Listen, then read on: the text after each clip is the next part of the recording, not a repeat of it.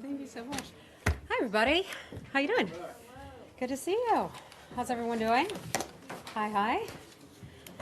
Okay, couple things, pieces of news I want to start out with before we get going on your questions, and I know you have a lot of them today.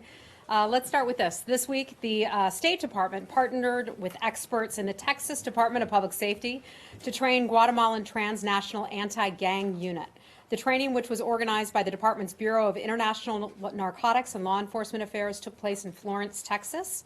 In Central America, gangs perpetuate violence and foster conditions that drive people to leave their homes, often traveling through Mexico toward the United States. The goal of the partnership is to combat the gangs that threaten both of our countries through training in firearms proficiency, operational tactics, and personal defensive measures. The State Department works with federal, state, and local entities in the fight against violent gangs. The Texas Department of Public Safety is sharing its expertise with Guatemala in an innovative partnership to fight criminal threats to the U.S. and Central American security. Second thing, I'd like to talk about Cambodia a little bit. It's a topic we've covered a lot, and our concerns about the dissolution of the opposition Cambodia National Rescue Party. We are gravely concerned that the Cambodian government's decision to dissolve the Cambodia National Rescue Party, the CNRP.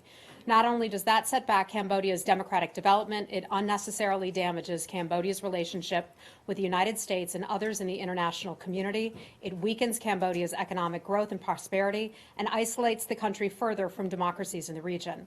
Freedom and multi-party democracies are enshrined in the Paris Peace Accords and in Cambodia's constitution. The Cambodian government's decision marks a sharp reversal of those ideals. The Supreme Court's announcement follows other disturbing actions by the Department of Cambodia, including its crackdown on the free press by shutting down the Cambodia Daily, launching a politicized tax investigation against the Voice of America, Radio Free Asia, and others as well. Legitimate elections require genuine competition. The act removes the meaningful competition from the 2018 national elections. For the 2018 elections to have international legitimacy, the government of Cambodia should undo its dissolution of the Cambodia National Rescue Party, release the imprisoned leader Kem Sokha, and allow opposition parties, civil society, and media to maintain their legitimate activities. Can I just ask you one thing about that? I have one more thing. Can we come back to that then? Yeah. Okay. And then finally, today, Secretary Tillerson is hosting foreign ministers from across the African continent and the African Union Commission Chairman Faki for open discussions on trade, investment, security, and also good governance. Another key issue of importance at the AF ministerial today is the issue of Zimbabwe. The Secretary said in his opening remarks that we should work together for a quick return to civilian rule in accordance with Zimbabwe's constitution. He also highlighted that Zimbabwe has an opportunity to set itself on a new path, one that must include democratic elections and respect for human rights. In addition to that, our Deputy Secretary of State, John Sullivan, is currently in Africa today. He arrived yesterday in Sudan and met with the Foreign Minister, Ibrahim Gandahur, the Prime Minister, Bakri Salah, and other government ministers and civil society members.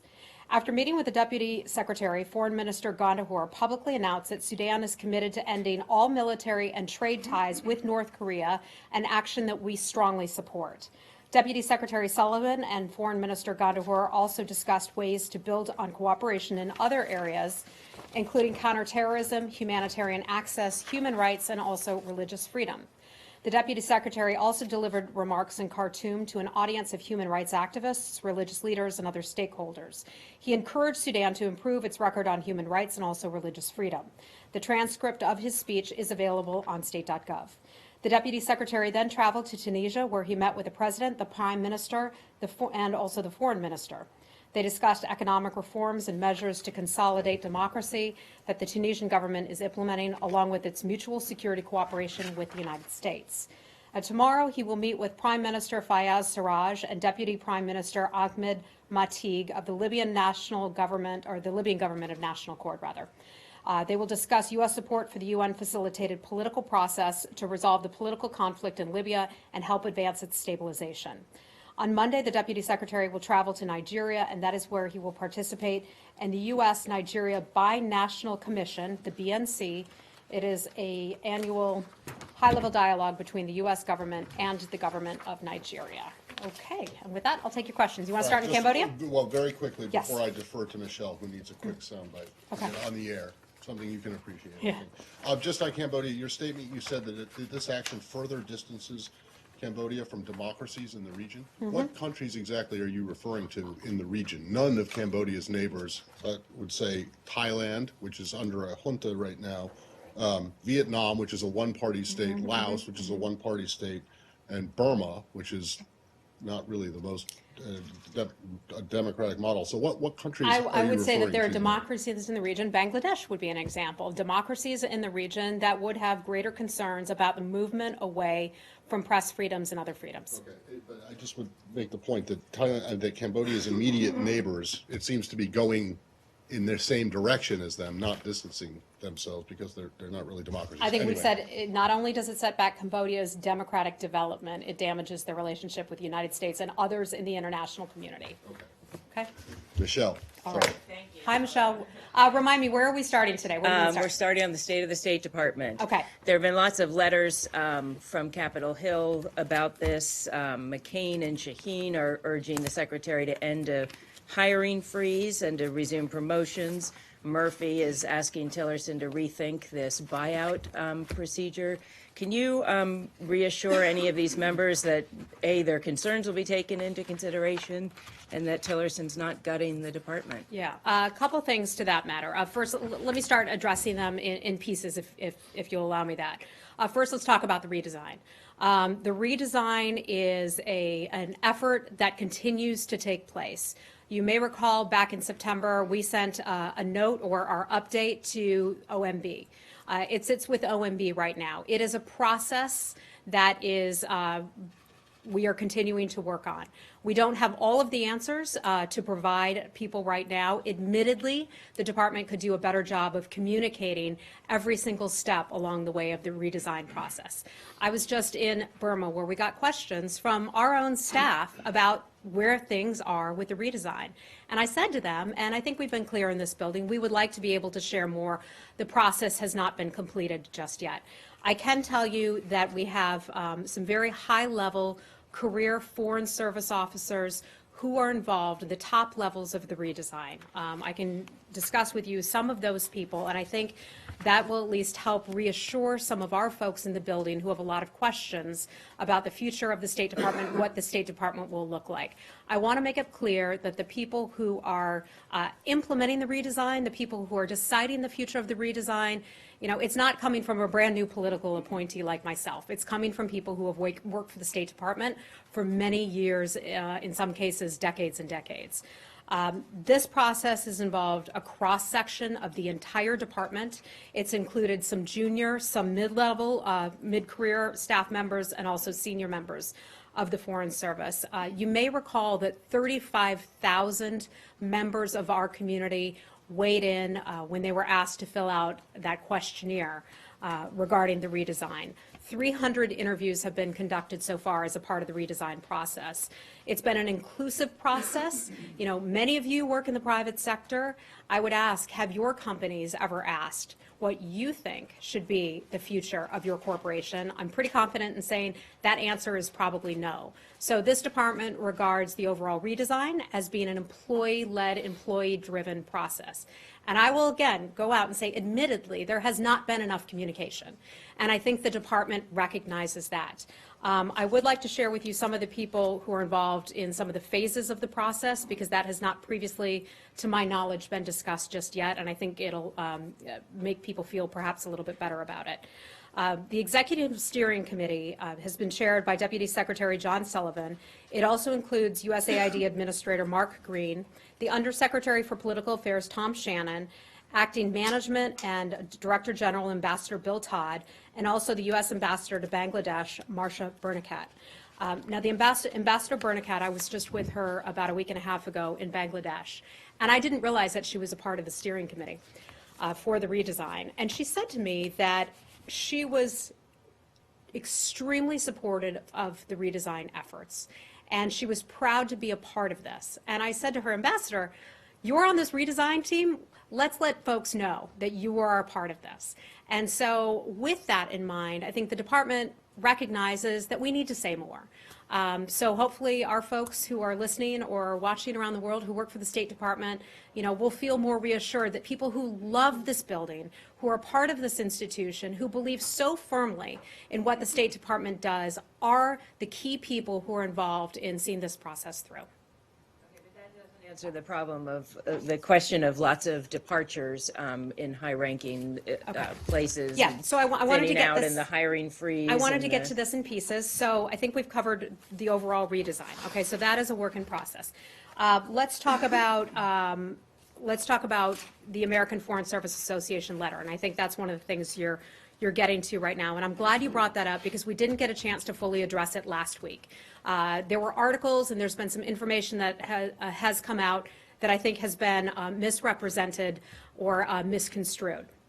I want to go over some figures and I want to just go through this kind of slowly so that we get it clear and on the record. The number of Foreign Service officers as of October 31st, 2017 is 985. Those are senior Foreign Service officers. 63 are waiting for Congress to approve their promotion. Once those promotions are granted, there will be 1,048 senior Foreign Service officers. Now that number is nearly identical to the 1,058 senior Foreign Service officers at the same point in 2016. So we have virtually the same number of senior Foreign Service officers who will be serving after Congress approves their promotion as were serving last year at this time. The difference is only 10, according to the numbers I've been given. From February the 1st to September the 30th of this year, 244 Foreign Service officers and Foreign Service specialists have retired. 249 retired in the same period in 2016. That's a difference of just 5. So far, these numbers are within 5 or 10 of last year. The State Department has virtually the same number of Foreign Service employees today at 13,873 as it did in the year 2016. That number was 13,980. Let me repeat those numbers. 13,873 today, compared with last year, 13,980. It's pretty similar. The reported 60% reduction in career ambassadors is a misleading description. When Secretary Tillerson was sworn in, there were 6 career ambassadors serving. 2 have since retired, and today 2 now serve with this rank. That is within the historical norms of 1 to 7 who have been serving at any time since 1980. Since 1955, Congress has only approved 58 people for that distinction. In terms of the number of people taking the Foreign Service exam, that number fluctuates with the health of the economy. Remember when the economy tanked in 2008 and a lot of people decided to go to graduate school as opposed to looking for jobs in the workforce? We see as the economy has improved, fewer people are applying to take the Foreign Service exam. As the economy does better, fewer people choose to take the Foreign Service exam. That's funny? Yeah. Well, it suggests that they have other options. They don't go to the Foreign Service. Yeah, perhaps they do. Perhaps they'd like to do other things, and that's okay. It's a free country. Our people are free to choose the careers or the professional paths that they wish to take. As the economy does better, few people choose to take this exam, just as fewer people choose to go to graduate school, Lori, when the economy is doing better. In 2008, 8,889 people took the Foreign Service exam. In 2012, 20,481 took it. In 2016, 14,580 took the Foreign Service exam. And in 2017, 9,519 did it. So as the economy does better, fewer people are taking it. The Secretary is committed to the buyout plans and reduction of staff to 8% or something, right? So let's talk about the buyout. And I want to be very clear about this. The buyout is separate from the redesign. Every federal agency and department was required to do under OMB to engage in this workforce reduction plan. That was in response to OMB's budget memorandum M17-22. The Department of State is offering voluntary buyouts and also early retirement incentives as an element of that the department's plan. Our goal is to meet our workforce reduction targets. That is something that didn't come out of the State Department. That was something that came out of OMB. We are doing that through voluntary measures such as buyouts rather than involuntary measures such as layoffs, reductions in force. A key objective to doing that is what they consider to be organizational layering at the supervisory level. That sounds like a whole lot of bureaucratic talk. But essentially, the department will require 641 employee departures above its normal attrition levels by the end of the calendar year 2018 in order to achieve its goal of the 8% reduction in workforce. Okay? Anything else on redesign, buyout, any of that? I don't understand the argument that when the economy does better, fewer people would want to join the Foreign Service. Typically, they find out. You think that they make more money elsewhere? I'm not going to, sort of make a. It would seem to me that when the economy does. When the economy historically, and this is something you can check with some of our departments in here, when the economy does better, more people are tending to go out in the workforce. When the economy tanks, more people choose to go into what's perceived to be safer positions, whether it's going into graduate school or perhaps applying for the Foreign Service. Okay? I understand that the tax bill before Congress now will severely penalise graduate students. Do you hope that will lead to an uptick in recruitment? Not my domain. Okay. Yeah. Frustrations from Congress are that there hasn't been any kind of specifics given behind this. So you gave us some of the leadership that's leading this, but do you have any more specifics on the redesign that you can offer and a timeline perhaps? Because we thought it was going to be done by this fall, now it's December, now we're coming into next year. So I know that the Secretary will be making an announcement on this at some point. I don't want to get ahead of what he is set to announce. Some of this work is still in progress. I know that he had hoped to speak with employees not too long ago to share with them an update on the process. That was changed because of some travel additions that were added to his schedule. But I'm not going to be able to provide you any specific details about what has happened just yet. But we fully hear and understand Congress's concerns. Hey, Lisa. Hi, welcome back. So I understand that you said that that AFSA is misrepresentative of the numbers in terms of career foreign service. Mm-hmm. But what do you say to just the general perception of career officers that they may not be at like the top career ambassador level because there's so few, but like in those lower few ranks that are just saying like, you know what, I'm not getting a new post, I'm not welcome here anymore, I'm getting the signal that I should leave because there's no more work for me to do here, that I'm not appreciated. And those are the people that may not be at the top level, but there are a lot of people at that kind of upper range still that are just leaving because they feel like they're not welcome here anymore. So that's sort of anecdotal in nature. I can only speak to. Anecdotal, but we've all spoken. Yeah, to we've those all type of we've people. all heard that. I have not had the chance to speak to people who have said that to me. I have spoken with people who, after many years, have made the personal decision to retire. People who have been fantastic and have done so much good work for this building. I've had the opportunity to meet with, and most recently on 2 recent trips, work with some of our Foreign Service officers who are in the field. They, and you've covered this building for many years, know how terrific they are, know how transparent they are, know that regardless of policies that may be, that they may have to carry out, that they may not support, they would not necessarily express those opinions. I've never worked with a more professional, and I mean this from the bottom of my heart, I've never worked with a more professional group of people than our Foreign Service officers. They have the utmost respect for me. I hope, and I know this doesn't offer a lot, but if I can convey in any way their professionalism, the level of respect that I have and that others have in this building for the work that they do, I hope they won't give up. I know that times may seem tough right now. I know that the headlines coming out of the State Department do not look good, do not look promising. We have a lot of work to do here at the State Department, from the crises that unfold in Burma right now to what is going on in Iraq and the good defeating of ISIS that we are doing. We have so much work that has left to be done. on to what is happening in Cambodia right now. Their work, I can just say from a personal point of view, is valued, is needed. We need the Foreign Service officers to keep doing what they have committed their lives to do. I hope that they will stay on. It breaks my heart to hear that some feel that they aren't wanted or aren't needed or aren't appreciated. If I can get somebody else to convey that more convincingly than I can, I would love to do that. But I can just speak for myself right now and say how fantastic they That's are. a very impassioned statement. Do you think it would help if maybe the secretary would address, the employees of the building and kind of worldwide and tell them? Because I think they're looking for that type of,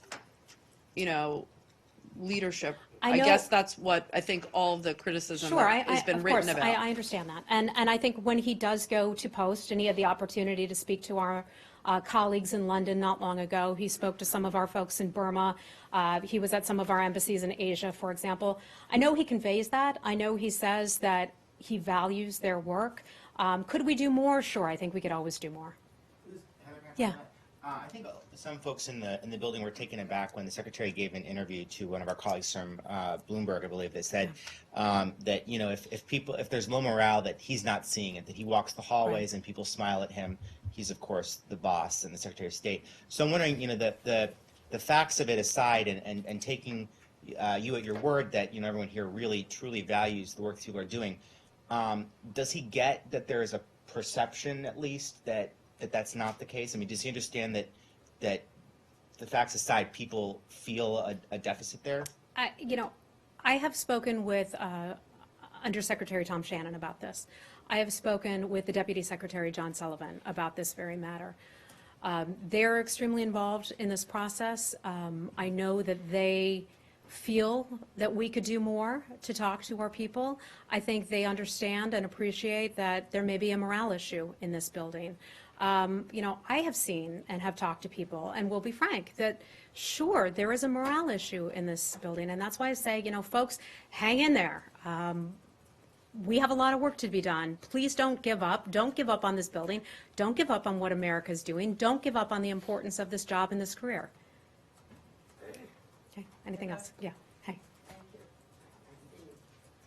Recently, North Korean defector soldier Yes. was shot down by the North Korean army at the JSC, joint security area in Panmunjom. Do you have any comment on this incident? So I think this man, and forgive me because I may have missed some of the headlines in travel over the past week or so, but I think this man was trying to cross into North Korea from South Korea, and he's been detained by the South Koreans. I think that is where it stands right now. He's an American citizen. As you know, we can't say a whole lot about that. If I have anything more for you, I will certainly give it to you if I can. But, we're limited in terms of the things that we can say about Americans. The joint security area is charged for the U.S. Army. I'm sorry, say that again? Commander-in-Chief and U.S. Army, and they have the responsibility this area for shutdown. I'm not familiar with exactly where he was when this man was taken into custody. I mean, I know he was in South Korea, but I'm not exactly certain where within South Korea he was taken. Is that what you're asking? Whether he was within the DMZ or? DMZ incident, Okay, North Korean defectors shooting by the North Korean army. That incident, you don't know that recently. Let me get back to you on that. Okay. Okay. Anything else on North One Korea? more question. Okay. Okay. Hold on. Okay. This is the state-sponsored terrorism Yes. issues. Do you think the president has decided that North Korea is reassigned North Korea as a state-sponsored terrorism? Well, if a decision has been made, it hasn't been announced just yet. So I'm not going to get ahead of anything that the secretary is about to announce on North Korea. Optimistic or pessimistic? Pardon me? Is it more optimistic for? I'm not going to characterize it. I'm just not going to get ahead of the secretary or the White House on this issue. We're just going to hold off until that matter is ready to be decided and announced. Okay? Sir, what's your name? Ukraine. Okay. Okay, hold on. We're going to stick on North Korea. Okay. We'll get to Ukraine. Hi. So you've been pushing countries all over the world to cut their diplomatic ties to North Korea. We talked about that with Africa. The North Korean government, through their state-run news today, announced that they're foreign minister has just left on an official delegation to Cuba. Do you have any message to the Cubans about the advisability of them entertaining official delegations from North Korea right now? I don't. I'm not aware of that. This is the first I'm hearing of that. So let me just give it some thought and get back to you. Okay. Anything else in North Korea? Okay. Hey, how are you? Good, how are you? Good. Do you have any readout of Ambassador Yoon's meetings in South Korea? Hold on one second. So I know I don't think I have a readout of his meetings, but I can confirm that he did have some meetings in South Korea. But I don't believe I have specifics on who he met with. Hold on. I don't think we do. Robert, do we have anything on that? We don't. Okay. Yeah, no, I'm sorry, I don't, other than just to confirm that he was there. Pardon me? Could you get one? I will certainly ask, yes. Okay. Hey. Follow up on that. The Chinese sent a delegation or a senior envoy to North Korea at exactly the same time. Was that something discussed while Mr. Trump and Mr. Tillerson were in China? I'm not aware of that. Sorry. Okay. North Korea. You may be able to address this when you release the readout, but he was quoted by Jan Happ as saying that the Chinese envoy being sent had very significant meaning considering the current situation. Just wonder if that sentiment is shared by the secretary. That he had what? He was commenting on the Chinese envoy going to Pyongyang, and he said that that had, quote, a very significant meaning considering the current situation. I'm just wondering if you have some sentiment from this building on what you're hoping to see out of the meeting that the Chinese envoy is having. And Well, if you, I wouldn't want to get ahead of that, but overall, I can say, China has been, and the president spoke to this in his travel overseas, that China has been helpful. We always look at all countries and say that there's more that they can do to help on the matter of the DPRK. China has been taking steps in the right direction, and we feel positively about that. Okay. Anything else in North Korea? Okay. It seems there's a disagreement between the U.S. and Chinese over the idea of a freeze for freeze. The president had come out earlier suggesting that China and the U.S. were on the same page and did not support the idea of a freeze for freeze, and now the Chinese are saying that's one of the things under discussion with North Korea.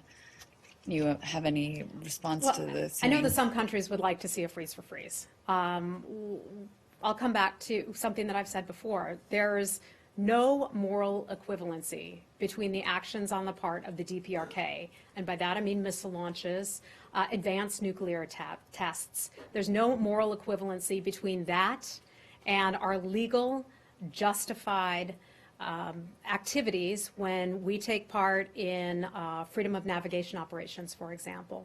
One is not equal to the other. Our activities between the U.S. and South Korea, for example, are lawful. They're long-standing. They've taken place since, I believe it was the 1950s or so. They're defense-oriented military exercises. What the DPRK has done has been unlawful nuclear and ballistic missile programs and testing. President Xi himself from China recognizes that a nuclear North Korea is a grave threat. A lot of countries like to talk about this idea for a freeze for freeze, but that's just not going to work. We've done these freedom of navigation operations and other things for many, many years. They're lawful. It's enshrined under international law. And that's not going to change. Okay. Was the U.S. caught off guard by the fact that they seem to be coming out in favor of the freeze for freeze after previously? Not that I'm aware of. It doesn't surprise me because, Janny, I know you've asked about this one a lot. At different points, different countries have raised that idea. Oh, maybe this would make North Korea stop. No, I don't think so. A freeze for freeze would not likely make North Korea stop its actions or activities. Okay, we done on North Korea. Let's move on. Okay. Okay, let's go to Iraq. Hi. The Kurdish government has repeatedly endorsed the calls that you and others, like the European Union, have made for Erbil and Baghdad having a dialogue. Mm-hmm. And the KRG has done various things to facilitate that dialogue, including endorsing the decision of Iraq's Supreme Federal Court, which ruled against succession. So they essentially said we're not looking for independence. Yet there is no diplomatic dialogue. The Iraqi air blockade on the Kurdistan region remains in place. There's a huge Iraqi military force mobilized against the Kurdistan region, which implicitly threatens another attack. Is Baghdad doing enough, in your view, to accommodate your own policy objectives? So, Laura, you said there is no dialogue, and I would have to disagree with you about that because Prime Minister Abadi has met with the government of Erbil, and they have had direct military-to-military talks to try to de-escalate tensions. So there are steps that are taking place, there are meetings and there are conversations that are being had. That's a positive step. I feel like we're having this conversation, the same conversation that we had about a week ago. They are having dialogue between various officials at that level, and we feel that that is a good thing and continue to support the continued dialogue between. You said no diplomatic or political dialogue between the two parties, and that's what you are calling for, and Baghdad has not been. I know that they have had conversations. The United States will continue to work with and have conversations with Erbil and also with Baghdad. Special Envoy, Presidential Envoy McGurk was in Baghdad. He was in Erbil. Did he receive any commitments from the Baghdad government on starting a political dialogue? I don't have any information about his latest travel or when he was there, so I just don't have anything to provide you on that. Okay? Hey, hold on one second. Okay, let's talk about the area. All right, guys, let's talk about Syria. Hold on. With the Russian veto yesterday in the United Nations of the Joint Investigative Mechanism, I was wondering if you could talk a little bit about what the United States is looking at to replace that so you can continue to keep an eye on the use of chemical weapons and who is responsible in Syria. So, Carol, you're talking about the Joint Investigative Mechanism. We've talked about this a few times over the past couple months or so. We were extremely disappointed that the Security Council did not renew the mandate of the Joint Investigative Mechanism. What is so important about this Joint Investigative Mechanism is that that entity, if you will, determines culpability for chemical weapons use. Okay, that is important to know. Not just that chemical weapons were used, but who actually deployed them, which country, which entity has deployed them. We see this, the work of the Joint Investigative Mechanism, as critically important to holding people, individuals, militaries, responsible parties accountable for the use of chemical weapons. We know that Russia once again prioritized protecting the Assad regime. We know that Russia has helped the Assad regime in the past. When they were on the verge of crumbling, its military Russia came in and helped them out and helped strengthen the Assad regime. So we were very disappointed by the vote at the UN Security Council. But, and some of this I want to leave for the U.S. UN to handle themselves, since they're the ones who are up there handling this. But Japan has put forward a new resolution to try to extend the Joint Investigative Mechanism mandate. That would be for a month, 1 month's period, so that members of the Security Council could actually have additional time to consult on the structure of it and also its methodology. And so we want to thank the government of Japan for doing that, and we hope that that will pass. Are you looking at any alternatives? That's what Ambassador Haley seemed to suggest, that there were other entities, other bodies that might be able to do similar work, and if not, there's always what happened last April. Yeah, that may be the case. I don't want to speak on behalf of Ambassador Haley's office, so I just have to refer you to her office on that front, but they may be looking at other options as well. Okay. We are hearing at the United Nations that the Russians are actually maybe putting their foot down on that particular resolution. On the Japan one? Yep. That would be Are you hearing the same down here in this building? Very disappointing if they did that. Okay. And Lavrov says you're engaging in fake diplomacy. Who is? Say about that. Foreign Minister Lavrov. Fake diplomacy on what?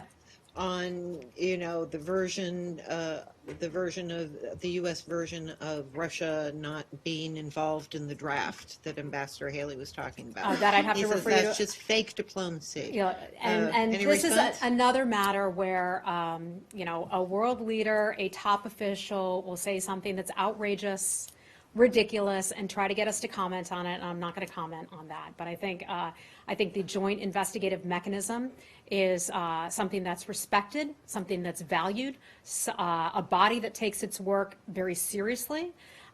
They attributed some chemical weapons use to the government of Syria. Russia obviously doesn't want to hold Syria to account for some of those activities. Okay? During the Asia trip, there was a joint statement issued by US and Russia. There was a what? A joint statement Yes. issued by the US and Russia recommitting to the Geneva process, and there was a suggestion that there was some common ground had been reached on the Syria issue. Does Yeah. what's happened at the UN put that into difficulty? Well, look, we've said this a lot. You know, there are a lot of areas where we don't see eye to eye with Russia, but there are some areas where we do see eye to eye. And it may seem odd because it's actually in the same country. We're talking about Syria, where we don't see eye to eye with the Russians on how they're handling the joint investigative mechanism. But we do see eye to eye with them on the defeat of ISIS, and that's the whole reason that the U.S. is engaged along with the coalition allies in Syria to begin with. And where we do see eye to eye, as the president and as Vladimir Putin and Secretary Tillerson have discussed, is in trying to create another ceasefire zone.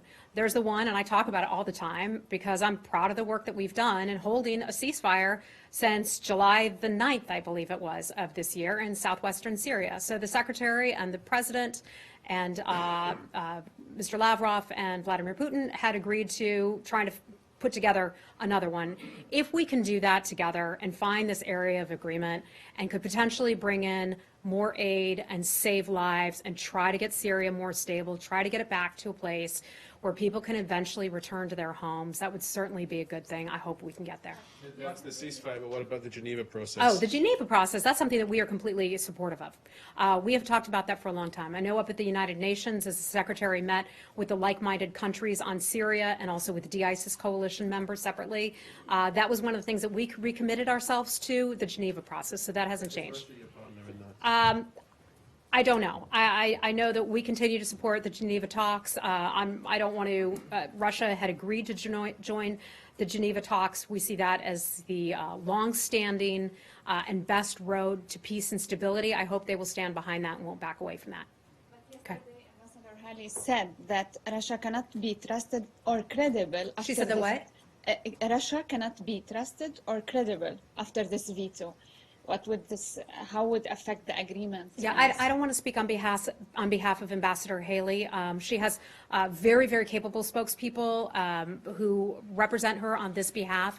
I've not seen her exact comments, so I don't want to comment on those. But you said yourself that Russia will prioritize supporting, protecting the Assad regime, and Yes. this is all what political solution is all about. So, how would you trust the Russians on seeking a political solution if they always prioritize protecting Assad? Look, that's a concern. That's a concern of ours, but it doesn't mean we're going to stop working on it. Okay. All right. What do you want to talk about? Okay. Heather, the Secretary, I believe earlier this week, seemed to express some concern about the corruption investigations and arrests in Saudi Arabia. Has the State Department since then received satisfactory information about how those prosecutions are taking place? I'm not aware of any calls that have taken place between the U.S. and Saudi Arabia. We obviously have a good relationship with the government of Saudi Arabia and have lots of various relationships at different levels with Saudi Arabia. In terms of the arrests and the proceedings, I just have to refer you to the Saudi government on that matter. They're a strong partner. We continue to encourage that government to have transparent and fair judicial proceedings and hope that they will do so.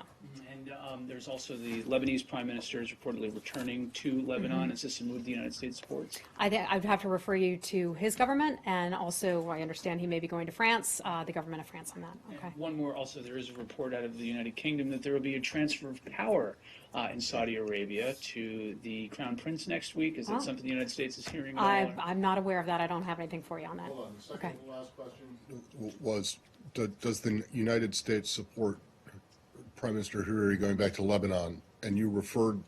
I thought you said going back to France. So going back to Lebanon, but he is going via France. Or going via France. You referred us to the government of Lebanon and the government of France for what the U.S. government thinks about. I don't have anything for you on that. Okay. Okay. I don't have anything. I thought he said him going to France. I didn't hear the Lebanon part. My apologies. Okay. I know you're dying to talk about Ukraine. How are you? Oh, okay. Hold on. I promise we'll get to you. Let's finish up with Saudi first. Does the United States have reason to believe the Saudis' assertions that Iranian missiles are coming into the Houthis via the port of Hodeidah? First, there are reports that Mr. Hariri. What does the United States have to say about the reports that Mr. Hariri is going to Paris? And do you believe that he will stay there in exile, or would you want the French to ensure that he goes back to Beirut? I think we have no idea on that. That one is the one I would refer you to him and also to the government of France. And on the missiles? In terms of the missiles going in, potentially, that some would say, go into Yemen. Is that what you're referring to? Does the United States have reason to believe the Saudis' assertions, or do you support their assertions that these missiles are going through the port of Hodeidah? That would be, I think, an intelligence matter, so I'm not going to be able to comment on anything related to intelligence as it relates to ports and also any land bridges or flights in terms of getting aid into Yemen. That is something we are strongly supportive of. We encourage that to take place.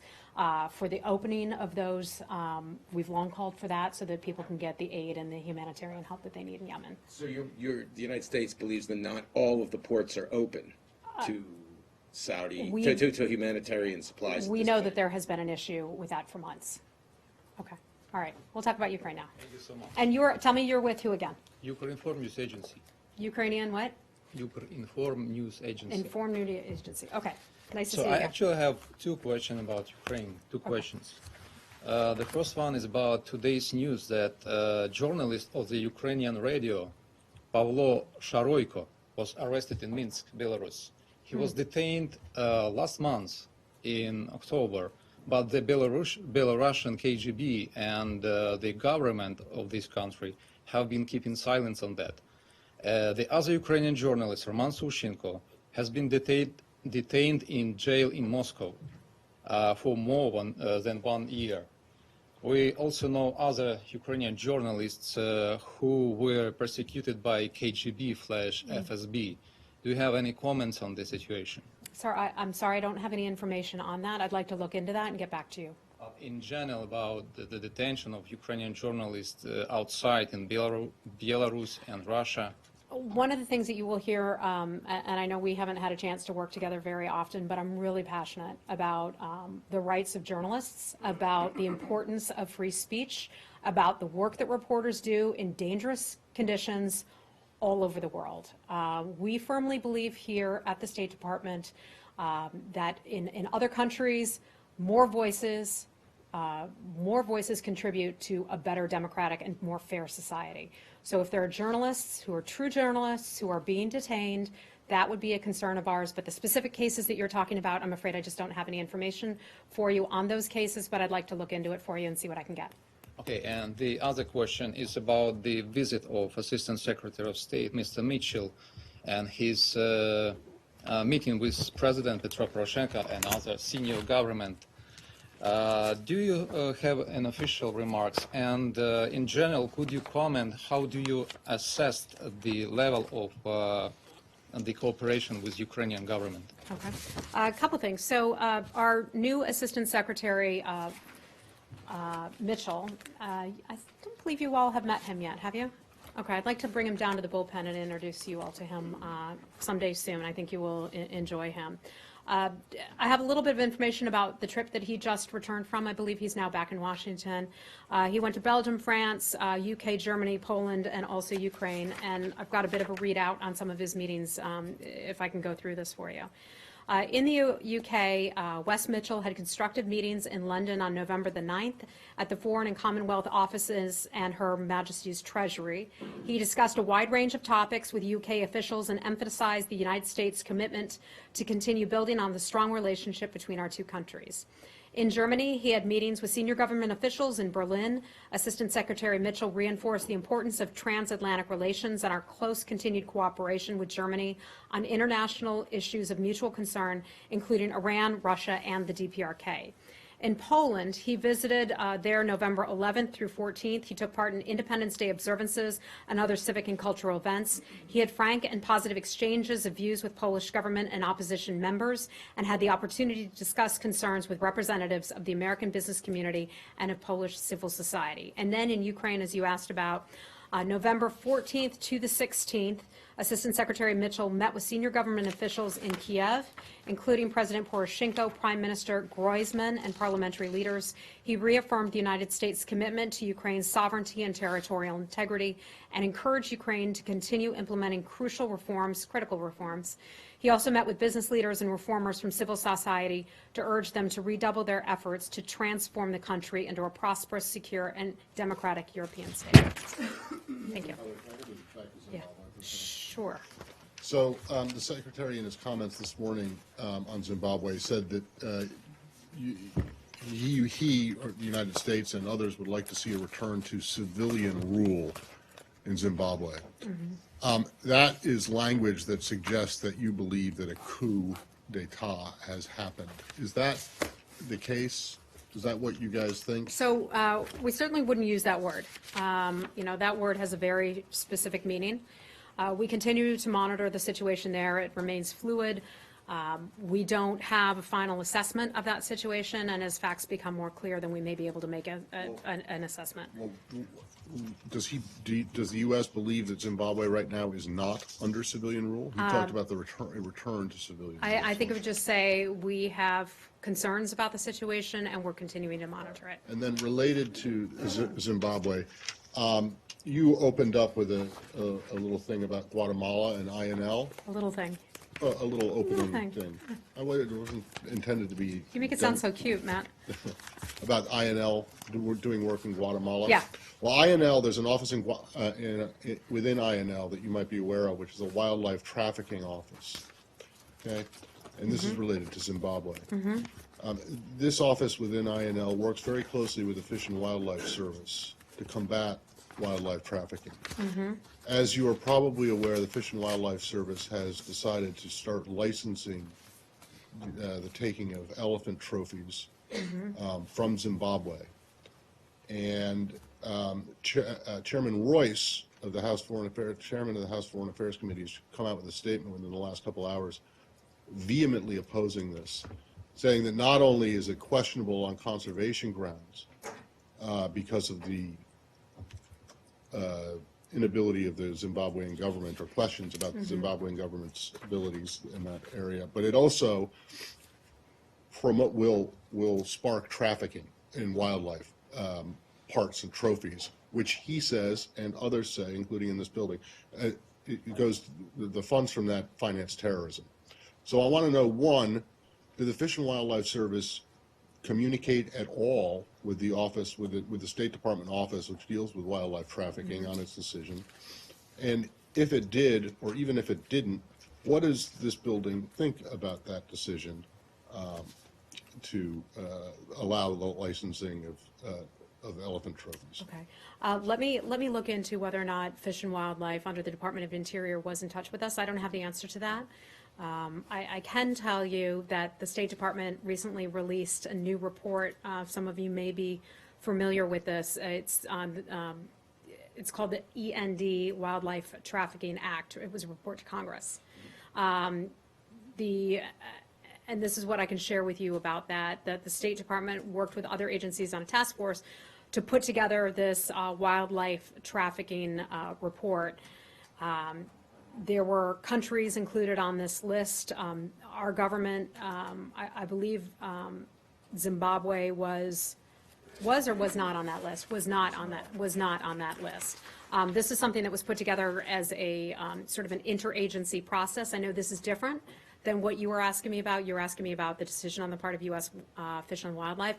I'll just have to get back to you on whether or not they consulted us. And then, unrelated to that completely, does the administration have any comment on the legislation that was introduced earlier this week by Congresswoman McCollum and others regarding Palestinian children, protection of Palestinian children? I don't have anything for you on that. Could you I'm look into sorry. that? And then last one. You got that one, Palestinian children? Okay.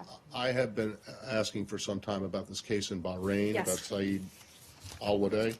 Do you have any updates on that, on the situation with that court case? I don't have much new on this. So a couple things on this. Saeed al-Wadai, he's a London-based activist who's been very critical of the government of Bahrain. He alleges that 3 of his family members were convicted because of his outspoken voice and because of his activism in calling out the government of Bahrain. So we understand that 3 of his family members were sentenced, at least two of his family members were sentenced to 3 years in prison by Bahrain court on October the 30th for terrorism-related offenses, so very serious offenses, and that another family member of his was sentenced on a lesser charge in Bahrain. So that's a situation that we're monitoring. We're concerned by those allegations. We have heard that their confessions were obtained under duress. That would certainly be a major concern of ours. We're following the cases closely, and that's all that I have for you on that. Okay, so you've been in touch with the Bahrainis about this or not? I can tell you that we were not at the trials in Bahrain. We try to be at sort of high-profile trials as we have been in other countries. I don't know why we weren't able to join that one, but I can tell you we always continue to raise issues of human rights concerns with the government. When you say that you're concerned by the allegations, you mean you're concerned by the allegations against his family members, or you are concerned by the way in which they've been treated in the judicial system? We're concerned. We're concerned about the detainment of these people. We're concerned about allegations that they would potentially, if this were to be the case, be sentenced because of the actions of a family member. Because a family member criticized the government, it would concern us if those family members of his were detained. Okay. And the direct confessions under duress, I presume. Exactly. Yeah. Okay. Yes. Yes. The Secretary said that it would be an opportunity for Zimbabwe to move towards democratic rule. So if it works out that way, could this military takeover have been a good thing? I'm not gonna go there on that one. It's our understanding that South Africa and China were informed in advance. Was the United States informed in advance of the military's plans? I don't have the answer to that. Okay. All right, guys, we got to wrap it up. We got to go. Talk about concrete actions that the African ministers and presumably the U.S. could take to help this transition. Do you have anything to say about what concrete actions that might be? I don't. Sorry. Thank you. Thanks, everybody.